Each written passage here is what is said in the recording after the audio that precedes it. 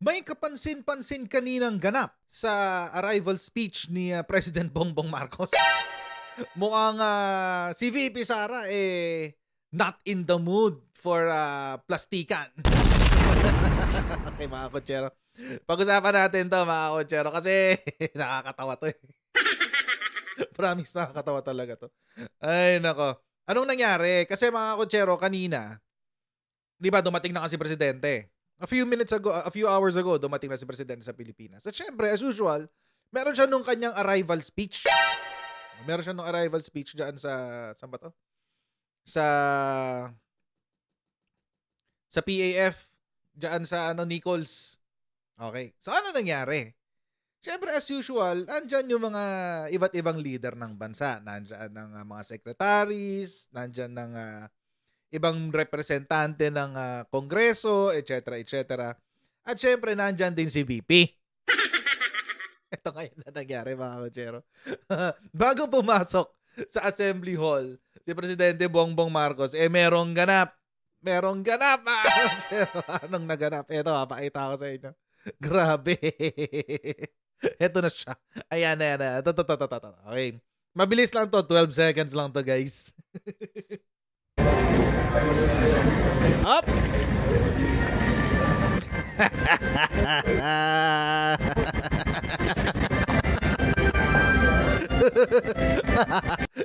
isa pa.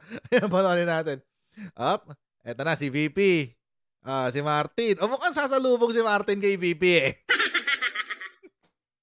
Mukhang sasalubong, guys. O, ayan na nga. Si VP, si Martin. O, game. Ayan, pak. Up. Tumingin siya, eh. Obvious, eh. Tumingin siya, si Martin. Tumingin siya, si Martin. Ayan, balikan natin. Ayan. Ayan, it's very obvious, eh. Sige. Ayan. It's very obvious na gusto talagang i-address or gusto bumate or what have you si Martin kay VP Sara. Pero VP Sara's not having anything. She won't have it, mga kotsero. She won't have it. Ayan, pak. Hop. Inisnap. Inisnap, eh. Alam nyo. And you know, mga kotsero, I would understand kung bakit niya inisnap si Martin. Sa lahat ba naman ng pinagagawa ni Martin itong nakaraan, eh. Natural. Diba? What do you expect? Do you expect a red carpet? O gusto niyo ba ng Gusto niyo ba latagan pa ni VP Sara, si Martin Romualdez? Pero for some reason, in-upload to ng Actually, it's not even necessary na i-upload to, no? Pero in-upload pa rin ng Inquirer. Ayan. Galing kasi to kay Inquirer. Ayan, basahin natin yung balita kung ano yung sinabi. Ayan, basahin natin. Villamor Air Base. Nichols naman ako. Anyway, eto sabi, shortly before the arrival of President Ferdinand Marcos Jr., high-ranking government officials greet each other in Villamor Air Base. Greet each other. Gusto niya lang i-highlight to, eh. Greet each other kayo dyan.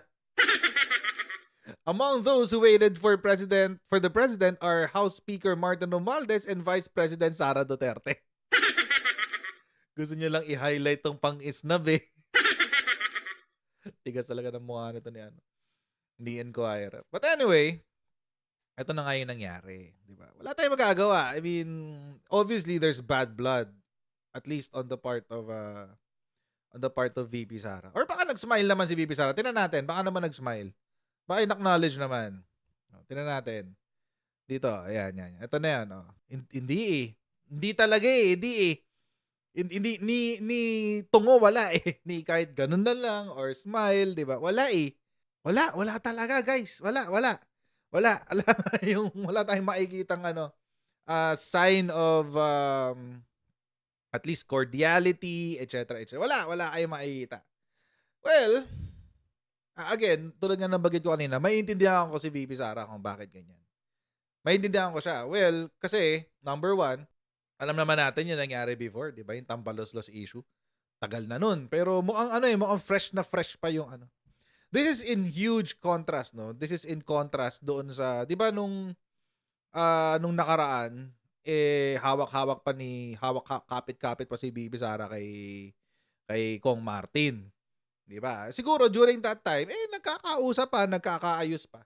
O bagong ayos na nung panahon na 'yun. Ngayon, it's not the case. It's not the case. And I don't know kung maaayos pa 'to. Hindi natin alam kung maaayos pa 'to. But it's really up to them. Sila lang naman ang pwede mag-usap tungkol diyan, eh. Pero bakit kaya tayo umabot sa ganitong punto? Bakit umabot si VP Sara sa ganito? Well, alam naman na natin yung napag-usapan na natin ilang beses, yung doon sa confidential funds. So, wala na yun. Given na yun. Wala nang ano doon. But recently kasi, ito naman ang sumabog. Makabayan, actually, this is not very new. August 25 pa lang, sinasabi na ng Makabayan Block na pinag-iisipan nilang mag-file ng impeachment kay VP Sara. Alam na natin yan, August 25 pa lang yan. Tapos, nung binati ko sila kasi nagtatanong kung may ebidensya, tapos paano sila nag-arrive doon sa conclusion na magka-file sila ng impeachment, etc., etc. Wala silang maisagot. So, nagbago sila ng posisyon. Hindi naman doon nila ipinapa-impeach. Premature pa yan. Premature pa yan. Actually, sinabi pa nga ni Arlene Brosas, wala pa kaming ebidensya. Dapat magpaliwanag lang dito si VP Sara. Yan yung kalokohan talaga itong Makabayan Block na ito. Ayan yung naganap. This is last August pa. Pero na-revive yan recently. Na-revive yan dahil kay Franz Castro ulit. Noong November 16. Franz Castro ibinunyag na may impeachment complaint laban kay VP Sara Duterte. Yan ulit. Tapos ang palusot niya, kwento-kwento lang naman yan. Kwento-kwento lang naman yan. Saan na yun? Yan, usap-usapan lamang ito ng ilang mambabatas. Yun ang sinabi ni Castro. Ngayon, mga kotsero, anong nangyari? Di sumagot ang House dito sa impeachment na complaint na ito laban do kay VP Sara. Sabi ng House, impeachment rumors versus VP Duterte, fake news.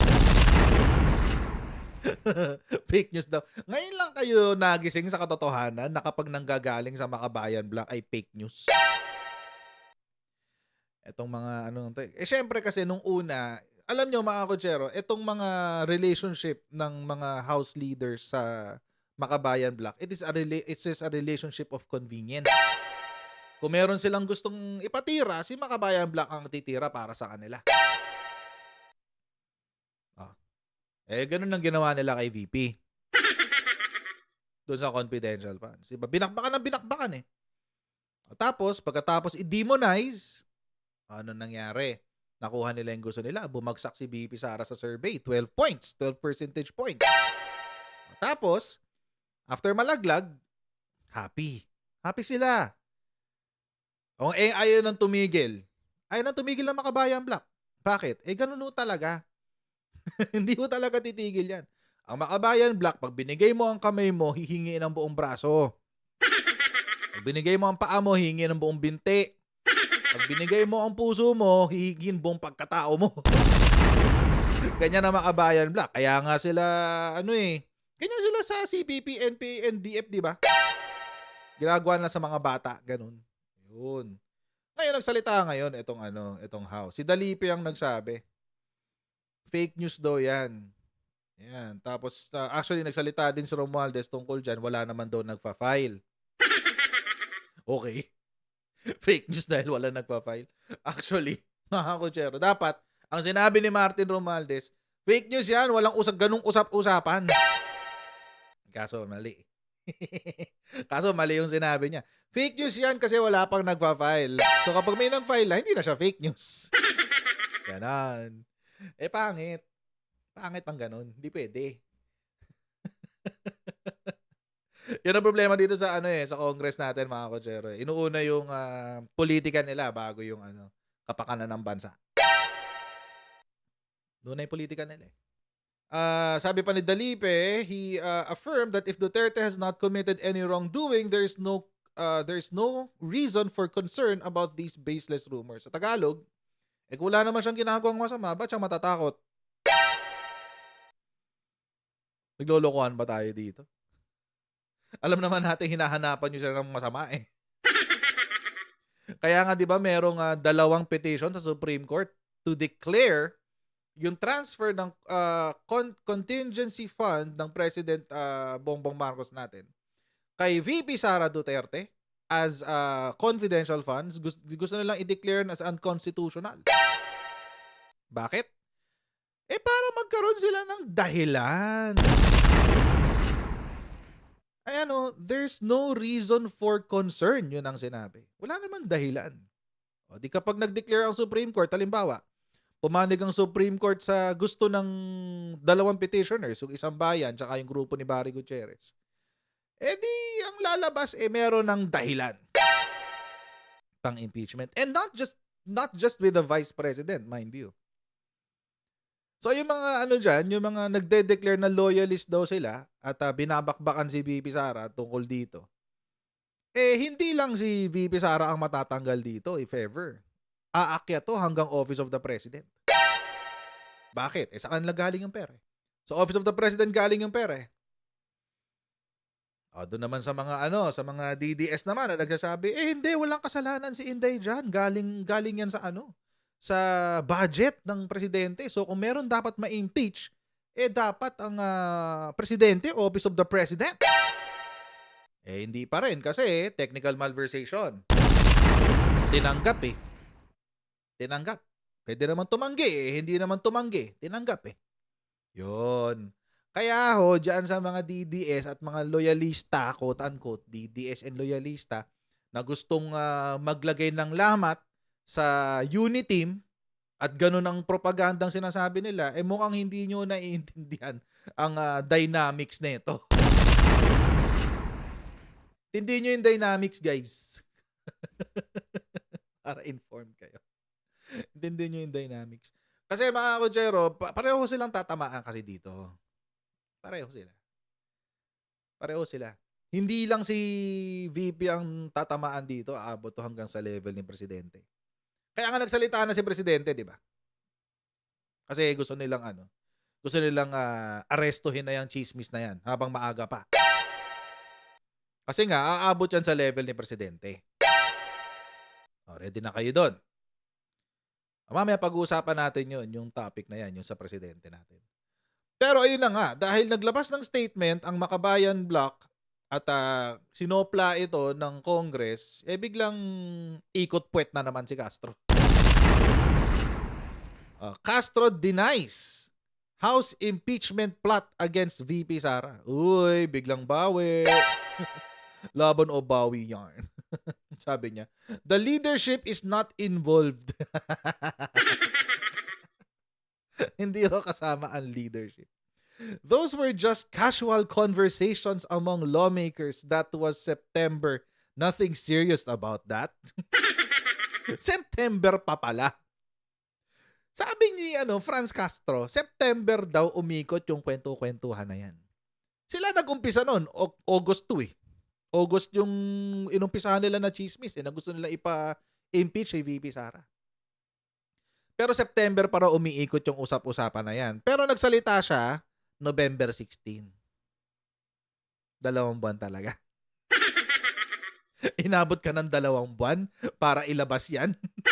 Hindi kami naniniwala sa'yo, Castro. Sinungaling ka talaga. Palibasa, napahiya ka na, prank Castro. It's a prank. Isa prank Kaya ganon. Isa prank kasi si Prank Castro. Kaya yun, wala na siyang magawa. Kailangan na niyang gumawa ng palusot. Diyan kasi, napapala mo, Prank Castro. Alam nyo, ulit-ulitin ko talaga to hanggat na dyan si Prank. Ulit-ulitin ko talaga to. Etong si Prank, siya yung weakest among the Makabayan Bloc members right now. At hindi ko naiintindihan kung anong nakain ng mga ibang miyembro ng Makabayan Bloc. At siya yung nilagay nila Jarn. Tip lang, paltan nyo to. Paltan nyo to. Siya yung weakest. Sa totoo lang. Akala ko nga si Arlene Brosas yung magiging parang figurehead ng Makabayan Black no nawala si Carlos Zarate. Si Zarate kasi, baliw din yun. Pero, yun mas organized. Mas organized si Zarate pagdating sa propaganda nila. Ito si Frank Castro, wala eh. Walang sistema to si Frank Castro. Kaya kung humina man ang Makabayan Black sa Congress ngayon, nasisihin nyo si Frank Castro. But anyway, it's obvious din naman kung bakit nag-react ng ganito si VP Sara kay Kong Martin. It's because alam naman natin yung yung try-durang naganap eh. Diba? Alam naman natin lahat yan. Na meron talagang na merong try-dura na naganap. Wala akong paki kay GMA by the way. Wala akong paki kay GMA.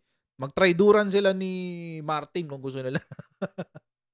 Pero yun lang, si VP Sara, kaibigan daw niya si GMA. So, what can we do? Diba? Sila yan eh. Bahala sila sa buhay nila. But again, mga Kojero, this has nothing to do with the Uni team. And that's for sure. This is an issue actually within Lakas CMD. Nadadamay lang ang Uni team dun sa power struggle na nagaganap sa Lakas CMD tsaka sa House. And then, nahihila yung pangalan dito ni VP Sara. Nahihirapan siyang magtrabaho dahil yung budget niya kinakalikot ng kinakalikot. Yun. Kahit wala naman dahilan. Tapos, under the guise of protecting our national territory and sovereignty. The heck? Ano tayo magbulahan? Pwede nyo naman dagdagan yung budget ng iba na hindi kinukuha sa ibang departments eh. Pero ganun ang ginawa nyo. Congress talaga na to. But, let's see. They only have what? 2 years remaining sa 2025? Actually, 1.5 na nga lang eh. Pagdating ng 2024, that is their last year. Tapos sa 2024, mga October, November, maka-file na sila ng COC para sa 2025 midterm elections. And we'll see. We'll see kung anong mangyayari by then. But hopefully mga Kochero, pagdating ng 2025, wala na hong Makabayan Black. Hopefully. Magising-gising na ho kayo dyan. Mga bumoboto sa Makabayan Black. Baka one of these days, magising na lang kayo. Wala na. Komunista na uli ang komunista na ang Pilipinas. But I doubt it will happen. Wala na, weak na yung weak na yung CPP, NPA, NDF. So, I doubt it will happen. But anyway, ayun. So, let's see what will happen in the future. Okay, na nakakatawa lang na Kaya lang natin kinuntento kasi hindi talaga kaya may pagplastikan ni VP Sara, which I think is one of the things that it's one of the things that I admire with her kay VP Sara.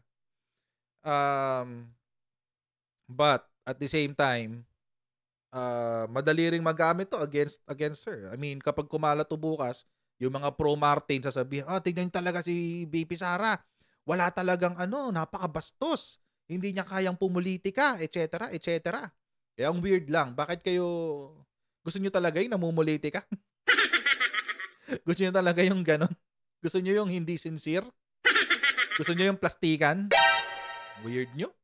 Kung yan nasasabihin nyo, medyo weird kayo. Anyway, let's see kung paano pa to magpo-progress. We don't know. Alam naman natin ang sitwasyon sa politika. Today, friends today, enemies tomorrow. And enemies tomorrow are the friends of today. Diba? Ganun ang sistema sa politika ng Pilipinas. Unfortunately. But anyway, hanggang dito lang po muna tayo sa video na ito. Okay, huwag niyo pong kalimutan mag-subscribe sa Coach Jared YouTube channel. And meron din po tayong Facebook page. Pa-follow na rin po yun para updated po kayo sa mga ganap dito sa aking channel. And I'll see all of you in our next Coach Jared Live. Right? Bye everyone. See you next time. Bye!